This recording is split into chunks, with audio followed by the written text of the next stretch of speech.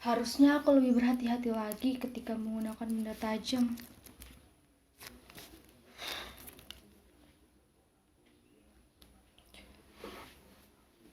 Tiba-tiba terpikir olehku, sudah berapa lama ya kita tinggal bersama virus COVID-19 ini? Sudah lebih dari 1 tahun, bukan? Ternyata sudah cukup lama ya. Kapan pula pandeminya akan berakhir?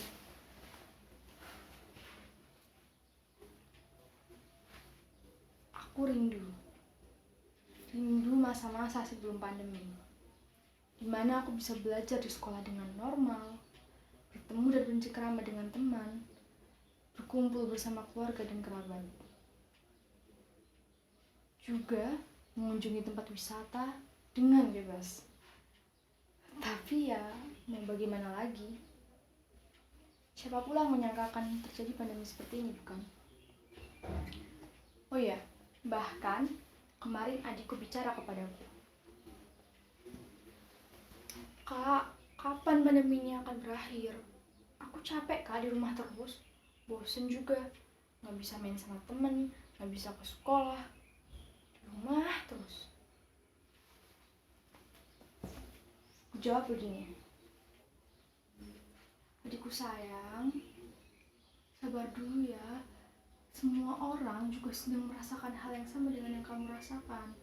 Seluruh dunia juga sedang menghadapi masalah yang sama. Lebih baik kita mengikuti arahan pemerintah.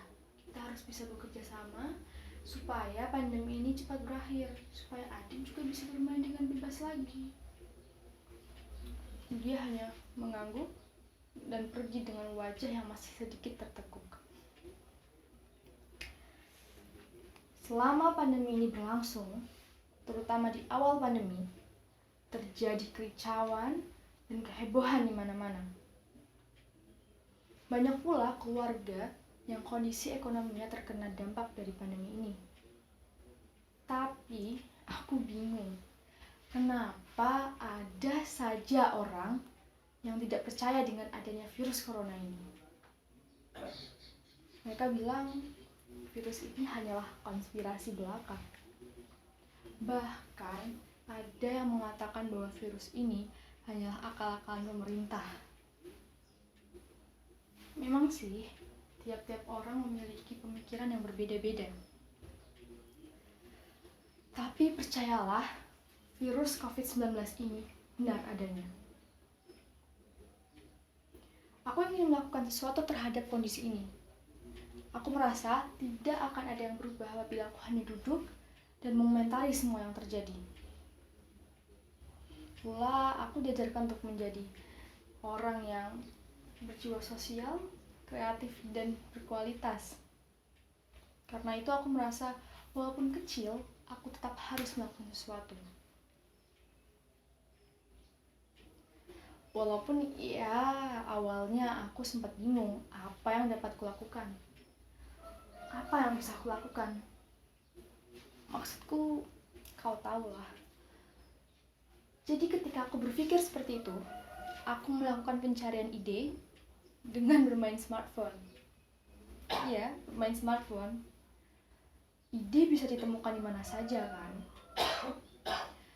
Dan benar saja, tidak lama setelah aku bermain smartphone, aku melihat sesuatu yang menarik perhatianku. Kalian bisa tebak apa itu? Kalian terlalu lemah. Aku melihat sebuah poster yang muncul di beranda media sosialku. Cegah penularan COVID-19 dengan, begitu tulisannya. Menurutku, ini adalah hal yang menarik. Karena dengan kusebarkannya hal semacam ini di media sosialku, pasti akan membawa dampak. Walau orang yang nantinya melihat juga tidak akan seberapa.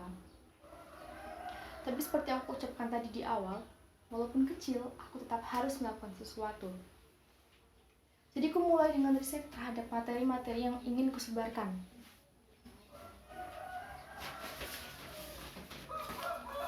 Ini adalah berkas-berkas materi yang sudah kukumpulkan. Pencegahan penularan COVID-19 protokol kesehatan selama pandemi, gejala COVID-19, dan masih ada beberapa lainnya. Tapi masalahnya, aku tidak bisa mendesain dan membuat poster sendiri. Jadi, ku minta temanku untuk membantuku.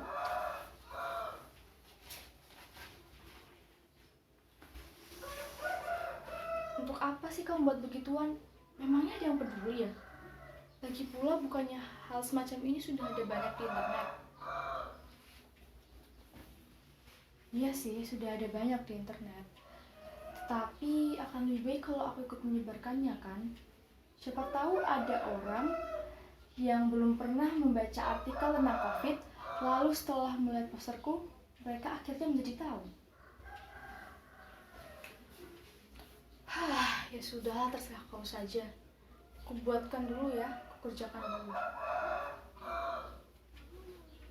Begitu percakapan kami melalui telepon. Tapi kata-katanya saat itu membuatku berpikir, benar juga apa yang diucapkannya. Bahwa hal semacam ini sudah ada banyak di internet dan orang-orang dapat dengan mudah mengaksesnya. Jadi kupikir aku harus menemukan ide yang lebih unik lagi. Memang seperti itu kan seharusnya.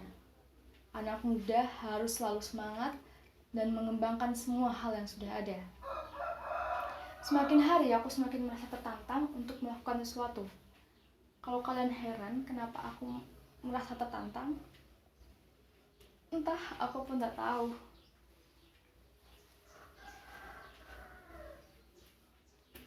Video adalah ide yang terlintas di benakku saat itu. Tapi bagaimana membuatnya ya? Kita kan tidak bisa bertemu dan berkumpul. Namun pasti ada cara lain. Aku telepon Nadia, Sahra, dan Dila untuk mengajak mereka membuat video dari rumah dan tanpa berkumpul tentunya. Oh, mereka teman-temanku di PMR.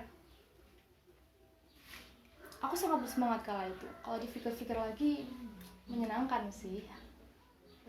Namun saat itu mereka mengatakan sesuatu yang membuatku berpikir lagi. Aduh, baru saja aku berpikir tentang video, otakku sudah mengajakku untuk berpikir lagi.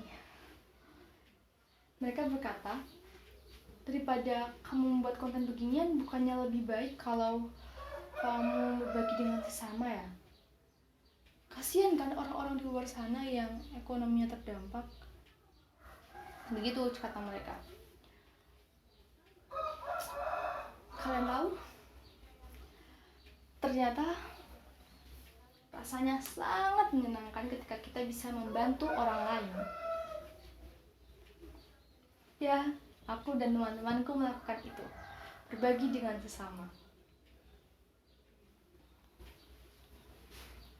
Terima kasih ya nak, semoga sukses selalu, lancar, dan selalu diberi keberkahan. Begitu ucap ibu yang kutemui saat aku berbagi. Aku dan teman-temanku menjawab, amin, amin, terima kasih ya bu. Semoga ibu juga selalu lancar hari ini. Rasanya tidak dapat dijelaskan dengan kata-kata. Susah dijelaskan. Dari hal itu, aku mendapatkan suatu pelajaran. Apabila kita melakukan sesuatu, walaupun itu hal yang kecil, tapi secara rutin dan bersama-sama, pasti akan membawakan dampak yang luar biasa. Seperti semut-semut kecil yang ketika mereka bekerja sama, mereka dapat mengangkut beban yang jauh berkali lipat lebih besar dari badan mereka.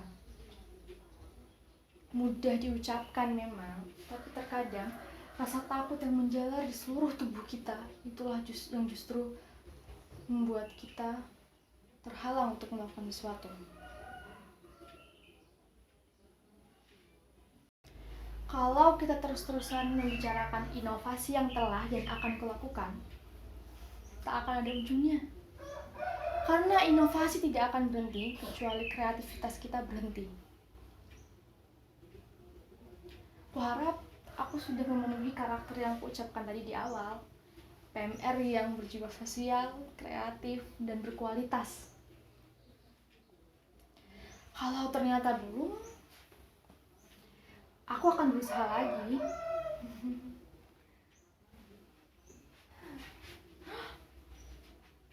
Astaga, kita terlalu asik berbincang, ternyata sudah jam segini.